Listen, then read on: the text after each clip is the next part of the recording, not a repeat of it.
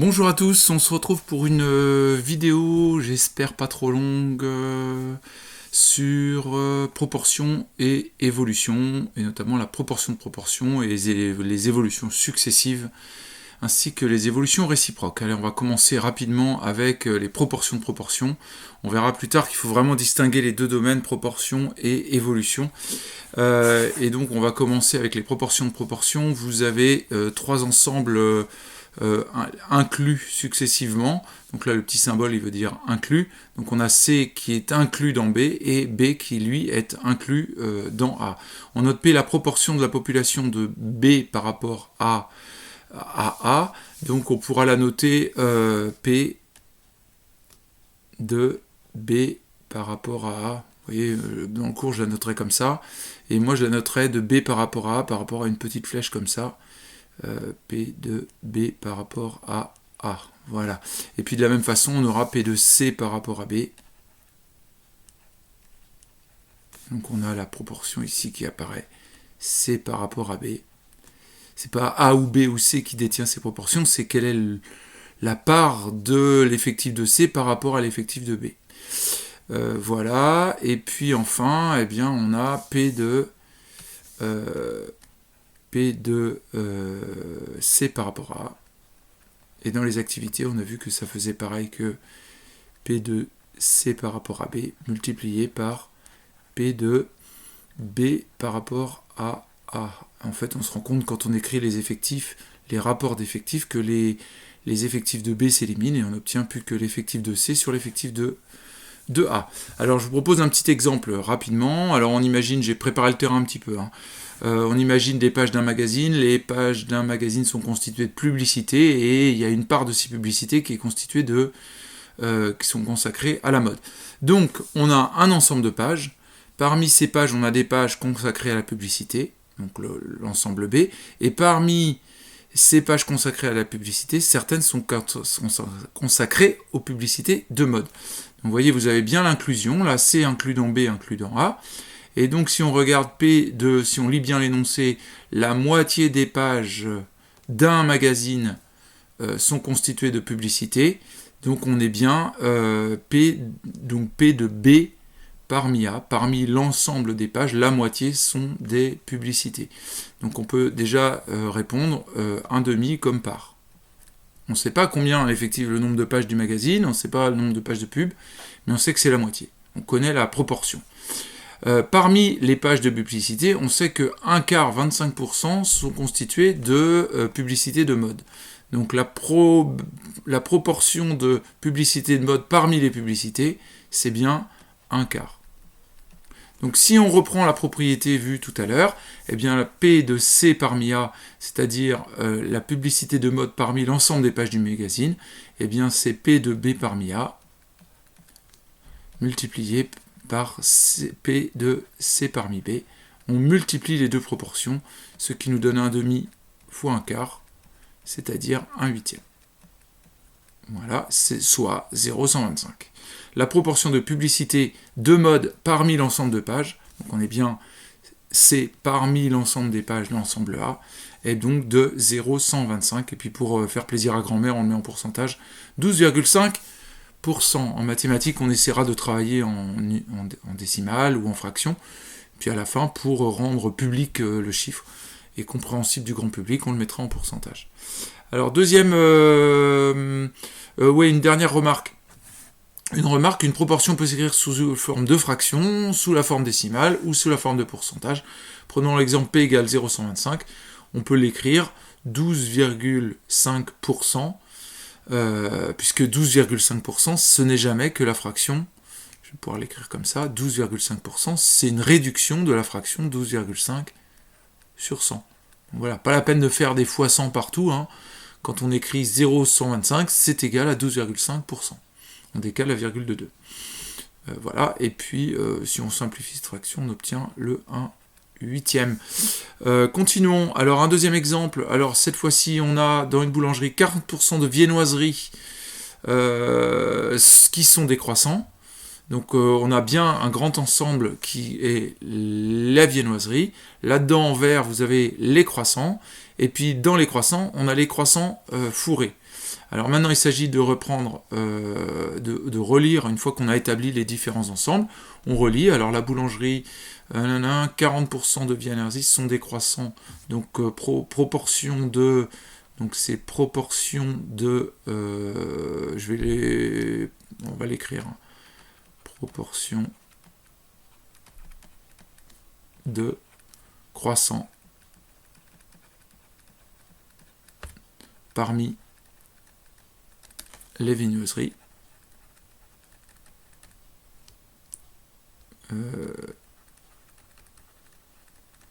Voilà. Donc la proportion de croissants parmi les viennoiseries. Du coup, ça c'est 0,40. Parce que 0,40. Ok. Ensuite, on a parmi les croissants, on a 20% de croissants fourrés. Donc proportion, je vais abréger un peu, de croissants fourrés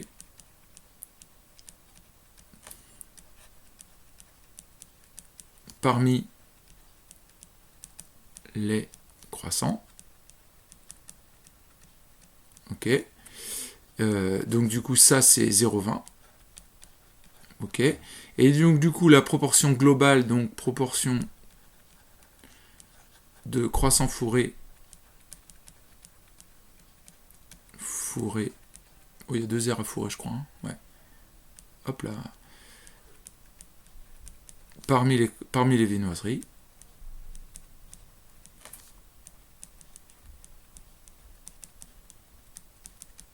Eh bien, ça nous donnera P1 fois P2, soit 0,40 fois 0,20. Voilà, et ça nous donne un 0,08. 0,08, soit 8%. Voilà. Donc les croissants fourrés représentent donc 8% de la totalité des viennoiseries dans la boulangerie. Voilà, alors essentiellement, avant de passer aux évolutions, qu'est-ce qu'on doit retenir? Eh bien, avant de repérer les proportions, il faut bien repérer quels sont les ensembles. Vous voyez, quand on lit ça, on se dit, bon bah ok, la plus grosse partie c'est les viennoiseries, là-dedans on a des croissants, après là-dedans on a des croissants fourrés, puis après, une fois qu'on a bien établi notre ensemble au brouillon, eh bien on repère quelle est la proportion de quoi. C'est-à-dire, donc voilà. Et dans les exos, souvent certains élèves disent bah les viennoiseries c'est 40%, ou les croissants c'est 40%, mais ça n'a pas de sens. C'est quelle est la proportion des croissants parmi les viennoiseries. C'est pour ça que j'indique ça avec la petite flèche là d'un ensemble à l'autre. Voilà. Et puis après, bah, on rédige bien, on extrait bien l'énoncé pour obtenir les différents chiffres. Attention, c'est pas parce que vous avez 2 chiffres que c'est forcément le produit. Hein. Évidemment, si je vous donne la proportion de croissants fourrés parmi les viennoiseries, et puis si je vous donne entre guillemets P et P1, bah, vous voyez, vous allez trouver P2 simplement en isolant P2 dans l'équation, et donc on fera P sur P1. Donc pas d'automatisme surtout. Voilà, on va maintenant passer à l'évolution. Je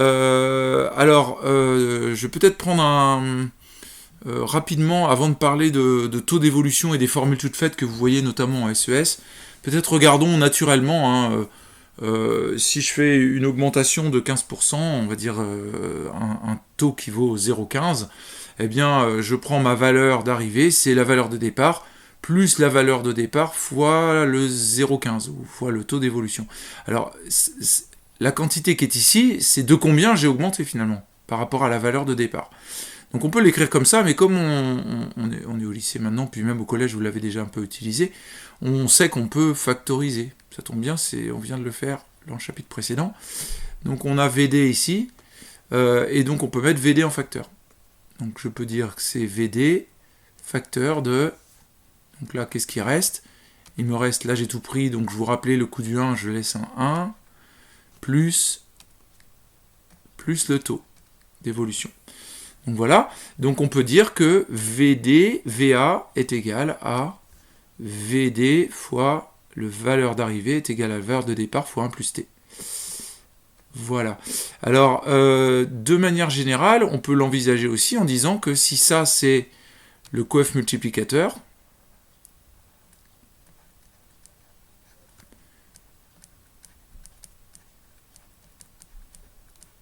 le coefficient multiplicateur. Donc on va le noter ici Cm qui serait donc 1 plus t, puisque pour passer de VA à VD, il suffit de multiplier par 1 plus t. 1 plus t, donc là c'est la règle qui nous permet de passer de l'un à l'autre, à retenir, parce que ça nous permettra d'isoler t si on a besoin, et si on connaît t, on trouve Cm en ajoutant 1, etc. Alors du coup, voilà, là on a posé pour moi les deux propriétés qui sont fondamentales, hein, qu'il va falloir se mettre dans la tête. C'est pas seulement celle qui est proposée dans le cours et notamment dans le livre, hein. Voilà, celle-là, elle est ici, celle-ci. Et puis bah, finalement, si on veut t directement sans réfléchir, eh bien, on peut avoir une formule dans laquelle on va isoler. Donc si on repart de cette première formule, là, la toute première, eh bien pour isoler, bah, il suffit de passer VD de l'autre côté. Donc ça fait VA moins VD est égal à VD fois t, et puis vous voyez qu'il suffit de diviser par VD de chaque côté, on obtient t égale valeur d'arrivée moins valeur de départ sur la valeur de départ. Voilà. Donc c'est celle-là que vous pouvez apprendre aussi. Ceci dit, on peut très bien se passer complètement de cette formule-là, pour peu qu'on sache réfléchir avec les premières. Voilà. Attention, notez, variation absolue. Bah, c'est de combien, hein. Si c'est une population qui passe de 10 000 à 15 000 habitants, bah, la variation absolue, c'est plus 5 000 habitants. Alors que la variation relative, ce sera un taux d'évolution, donc ce sera une valeur numérique qu'on pourra éventuellement représenter par un pourcentage. Un petit exemple, allons-y. Donc là, imaginons une population qui passe de 55 000 à 74 250. Bah, la variation absolue, ce sera donc la valeur d'arrivée, c'est-à-dire 75 250 moins 55 000. Bon, je peux faire le calcul, hein, ça n'a pas d'intérêt. Alors que le taux d'évolution, alors il y a deux façons de le voir, on va voir que ça donne le même résultat. Il y a deux façons de le voir. Soit j'applique la formule qu'on a vue au-dessus, qui est dans la propriété VA moins VD sur VD, on va essayer. Donc valeur d'arrivée 74 250, T égale 74 250 moins 55 000 sur, donc on a dit, sur la valeur de départ, hein, qu'est-ce que par rapport, cette variation par rapport à ce que j'avais au départ, c'est-à-dire 55 000. Voilà. Donc on obtient, je vais prendre mes petites notes, on obtient 7 sur 20 comme évolution. 7 sur 20, soit une valeur de 0,35, c'est-à-dire 35%. Comme ça, j'ai la totale, j'ai toutes les écritures. Alors, on peut voir les choses d'une autre façon aussi. On peut se dire que pour passer de VA, pour calculer VA, il suffit de faire VD fois le coefficient multiplicateur. Mais du coup, ça nous fait 74 250 est égal à valeur de départ 55 000 multiplié par le coefficient multiplicateur, c'est-à-dire celui que je ne connais pas. Et pour trouver le coefficient multiplicateur, il suffit de diviser des deux côtés de l'équation par 55 000, donc 74 250 sur 55 000. Et on retrouve Cm égale à 1,35. Voilà. Mais comme on a dit que le coefficient multiplicateur, c'est 1 plus le taux, bah vous voyez, il suffit de dire que ça fait 1,35 est égal à 1 plus t, et puis qu'est-ce qu'on a à faire? Il suffit de faire moins 1 de chaque côté pour obtenir t égale 1,35 moins 1, c'est-à-dire 0,35. Et voilà, j'obtiens donc le t égale 35%. Donc vous voyez, les deux méthodes sont possibles. Méthode 1, méthode 2. Méthode sans réfléchir avec la formule, méthode où on écrit simplement la façon d'écrire une augmentation. Voilà, dans l'exemple précédent, le taux d'évolution de 55 000 à 74 250 est de 35%. Et puis finalement, vous voyez, je vous ai refait là ici quel est le coefficient multiplicateur pour passer de VA à VD. Enfin, il est écrit juste au-dessus, finalement, c'est aussi bien avec les deux méthodes séparées. Alors ceux qui veulent s'entraîner, je vous laisserai, on va peut-être en faire un ou deux. Hein. Si je veux passer de là à là, moi je vous propose, on va faire sans la formule, hein. Allez hop, direct. On va faire deux façons. Hein. Donc si on n'utilise pas la formule proposée, si je sais que VA est égal à VD fois le coefficient multiplicateur. Donc on peut dire que le coefficient multiplicateur, c'est VA sur VD. La valeur d'arrivée sur la valeur de départ, c'est-à-dire valeur d'arrivée 155 sur la valeur de départ 135. Et on obtient, vous permettez que je prenne mes petites 1,148. Voilà. Et donc si on a un coefficient multiplicateur de 1,148, ben, puisqu'on a fait 1 plus le taux pour avoir ce résultat-là, ça veut dire que le pourcentage d'évolution, eh bien, ou le taux d'évolution, ou voilà, on l'appelle, eh bien, le taux d'évolution, ce sera donc 0,48, soit 48%. Voilà. Je rappelle ici, C est égal à 1 plus T, et si j'isole, je fais moins 1, donc ça veut dire que T est égal à C moins 1. Voilà, c'est con-con, hein. Donc voilà. Si on veut, on peut appliquer la formule, par exemple, là j'ai VD et VA, je peux commencer par le taux d'évolution, ou le pourcentage, le taux de variation, le taux d'évolution, le pourcentage de variation, tout ça c'est pareil. C'est juste l'écriture qui va être différente. Par exemple, j'aurais pu faire exactement comme la ligne au-dessus, mais je peux aussi décider que je vais utiliser la formule, la formule qu'on a vue ici, VA moins VD sur VD. Bon, allons-y, hein. Valeur d'arrivée 710 moins 800 sur la valeur de départ 800. Voilà, et quand on fait ce calcul-là, on obtient moins 0,1125. C'est-à-dire moins 11,25%. Donc là, on a une évolution de moins 11%, moins 11,25%. Concrètement, c'est une baisse. C'est un peu logique, hein, de 800 à 710, ça diminue. Alors, une fois que je connais le taux d'évolution, si je connais le taux d'évolution, pour trouver C, il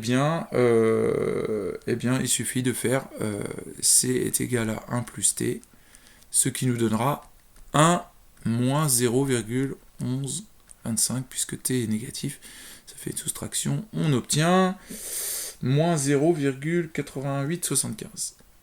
Moins 0,8875. 75, voilà. Alors, troisième situation, je connais le taux d'évolution. Du coup, je peux connaître, c'est plus 35, donc c'est plus 0,35. Voilà, du coup, le coefficient multiplicateur, ce sera plus 1,35, je fais plus 1 au résultat, au taux d'évolution, et donc pour obtenir la valeur d'arrivée, c'est juste la valeur de départ fois le coefficient multiplicateur, donc 300 fois 1,35. Voilà, c'est-à-dire 405. Je vous rassure, je ne fais pas de tête. Voilà, alors là, attention, petit piège, puisqu'on a ça qui est égal au coefficient multiplicateur. Si on regarde le coefficient multiplicateur, c'est 1 plus t. 1 plus t. Donc il faut faire moins 1. Donc ici, on obtiendra t égale 0,34 moins 1, c'est-à-dire moins 0,66. Voilà. Alors là, attention, je sais que valeur d'arrivée est égale à C fois valeur de départ. La valeur de départ, je ne la connais pas. Par contre, je connais je connais C et VA. Donc, il suffit de diviser par C de chaque côté. Ça fait VA sur C est égal à VD. Voilà. Donc, ça veut dire que la valeur de départ, c'est donc 540 sur le coefficient multiplicateur, c'est-à-dire moins 0. C'est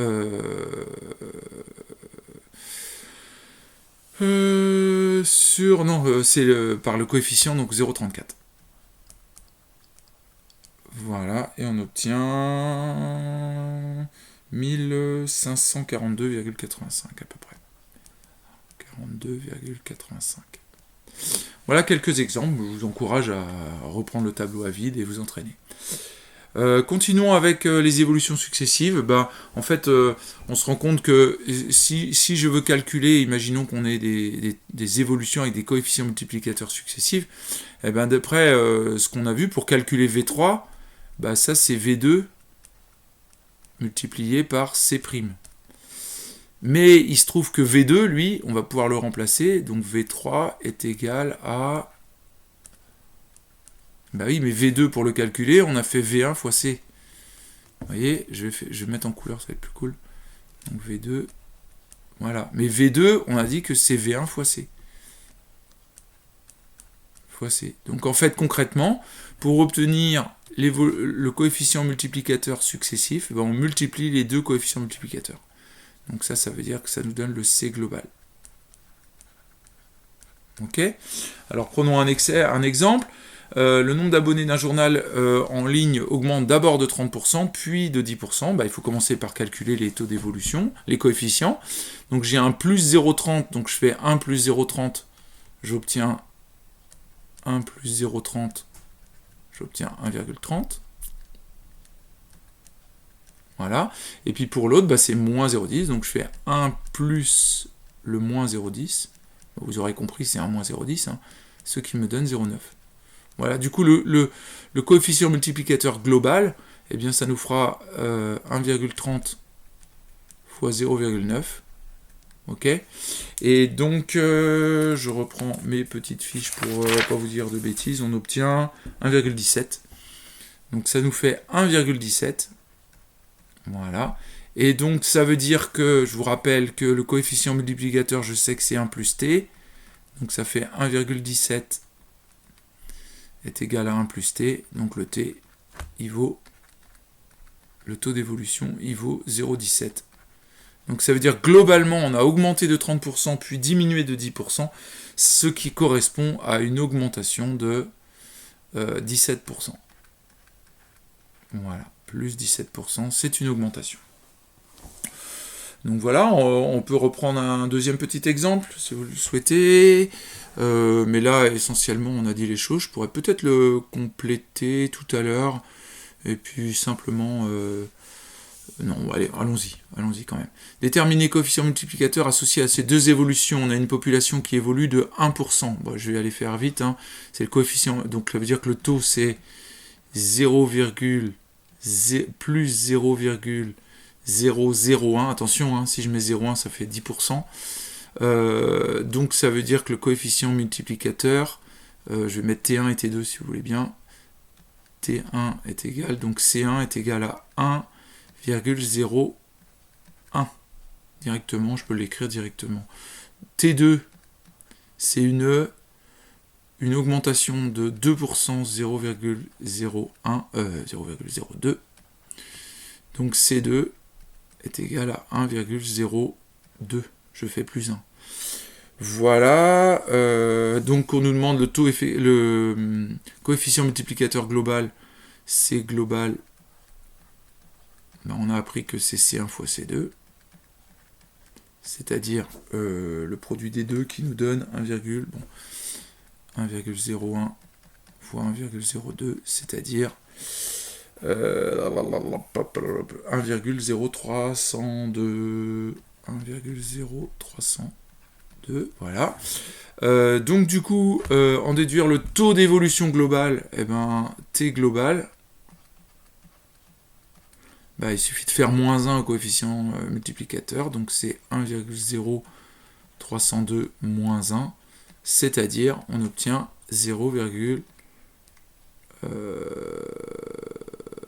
3, on décale de 2 le virgule, 3,02%. Attendez, je vais plutôt l'écrire quand même en décimale avant. 0,0302, c'est-à-dire 3,02%. Voilà, donc après on peut connaître enfin la ville comptait au départ, valeur de départ est égale à 15 000 en 2017. Donc la valeur d'arrivée, en sautant les 2 années, il faut prendre le taux global ou le coefficient global. C'est donc égal à valeur de départ fois le coefficient global, c'est-à-dire 15 000 c'était 15 000, ouais, multiplié par 1,0302, ce qui nous donne une valeur de 15 453. Voilà. Voilà, j'espère que ça permet de clarifier tout ça. Il nous reste un dernier élément, c'est qu'est-ce qui se passe, vous voyez bien, dans la dernière phase de cours.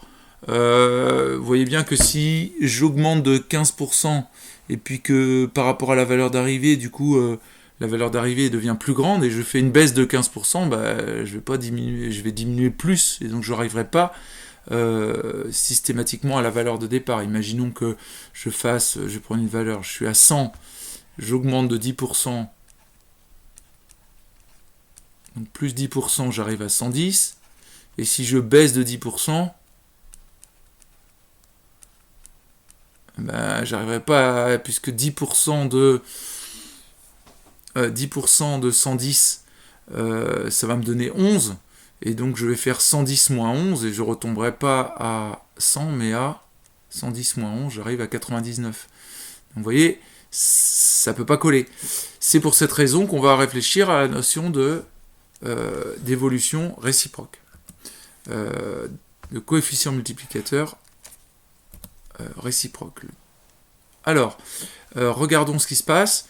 Eh bien, si j'ai ma valeur, on va appeler ça VD et VA, eh bien, on peut dire que pour avoir la valeur d'arrivée, je fais C fois VD.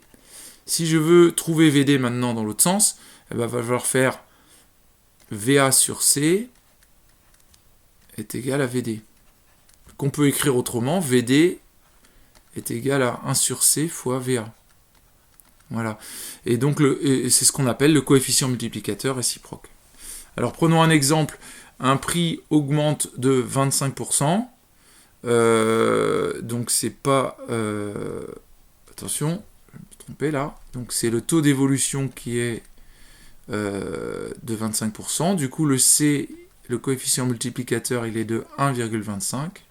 Voilà.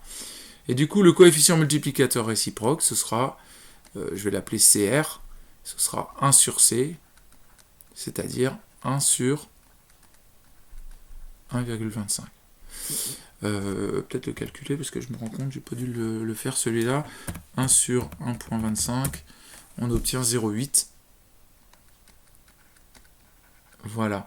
Alors, ça c'est le coefficient multiplicateur réciproque. Mais du coup, ça veut dire que le taux d'évolution réciproque,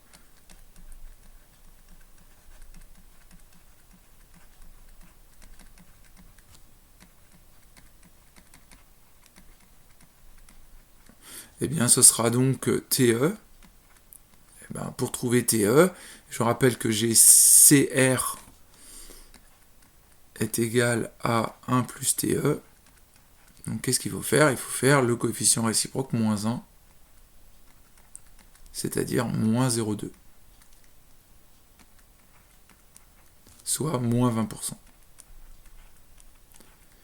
Vous voyez, c'est étonnant, c'est que ce qui se passe, c'est que j'ai un tarif de départ, je fais une augmentation plus 25%, et j'arrive à une valeur plus grosse, mais comme la valeur est plus grosse, si je veux me revenir à la première, il faut réduire de moins. Donc on réduit simplement de moins 20%. Voilà. Donc vous avez une application, mais là je vais vous laisser, vous retrouverez cette application dans le livre Césamat, en exercice corrigé. Donc je vais peut-être l'afficher simplement, ceux qui veulent faire pause pour obtenir les résultats. Voilà. Alors, globalement, ce qu'on a appris, c'est proportion de proportion. Proportion de proportion, on définit bien les ensembles, on définit quelle est la proportion de quel ensemble parmi quel ensemble. Les évolutions, alors d'un exercice à l'autre, il faut bien repérer, est-ce qu'on parle d'une proportion d'un ensemble par rapport à un autre, ou est-ce qu'on parle de, vous sentez la notion d'augmentation ou de réduction, de baisse, de hausse, et dans ce cas-là, vous êtes dans le domaine de l'évolution, et donc du coefficient multiplicateur. Moi, je vous encourage vraiment à avoir une fiche avec le petit schéma et P égale P1 fois P2, et une deuxième fiche avec essentiellement ça, c'est tout, hein. On pourrait presque rajouter ici le petit schéma ici, et ce petit schéma ici, et ça suffit. Voilà, j'espère que cette petite vidéo vous aura permis de clarifier la situation. Essentiellement pour mes élèves, je vous laisse prendre le cours, hein, et on en reparle à la prochaine séance. Voilà, je vous souhaite à une prochaine fois. J'espère que la vidéo n'aura pas été trop longue, et au revoir.